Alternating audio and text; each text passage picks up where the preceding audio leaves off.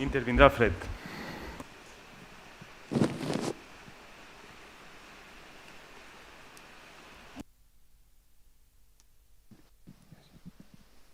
Bon dia a totes i a tots. Bé, aquesta modificació del pressupost que ara se'ns presenta és una mostra més de la falta de planificació i de la incapacitat d'escoltar del govern PSOE-Ciudadanos. Iniciativa Unida ja va votar en contra del pressupost municipal, entre altres coses, perquè allò consignat per solucionar el problema del dipòsit de Sant Josep ens semblava ridícul i no es corresponia a la realitat. Però no se'ns va fer cas i ara, 6 mesos després, hem de recórrer a una modificació del pressupost per poder fer front a aquesta necessitat inajornable. Inajornable perquè hi ha una sentència judicial que obliga l'Ajuntament a dur endavant aquestes obres. Així com a la compra d'un pou com a solució als problemes de l'aigua del Carraixet. A més, ha de fer front a una altra despesa que en principi assumia la Generalitat Valenciana, com és l'aparcament del Lluís Alcanyís. I com ho fem? Doncs seguint una dita popular, per a vestir un sant en desvestim uns altres. I quin sant desvestim? Doncs, entre altres, la rehabilitació de l'antiga estació de ferrocarrils Grau València-Xàtiva. Per cert, no és l'estació de ferrocarrils Alcoi-Xàtiva, com diuen a l'expedient, sinó és Grau de València-Xàtiva.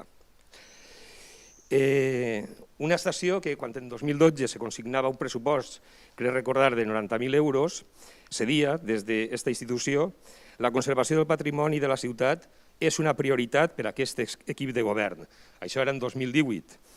Suposo que era per a l'equip de govern de 2018, perquè per a aquest equip de govern no sembla que siga aquesta senya d'identitat que hauria de ser.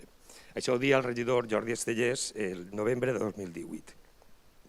Bé, nosaltres pensem, millor dit, que el govern actual no espera fer l'obra de l'estació de ferrocarril a partir dels pressupostos participatius de la Generalitat. Tinc la il·lusió de que pugui ser uns pressupostos participatius que, per cert, així tampoc existissin, però està el projecte, s'ha presentat el projecte de restauració del ferrocarril, de l'estació de ferrocarril, i esperem que no s'hagin llevat aquests diners a l'espera que se vote aquest projecte de la Generalitat Valenciana.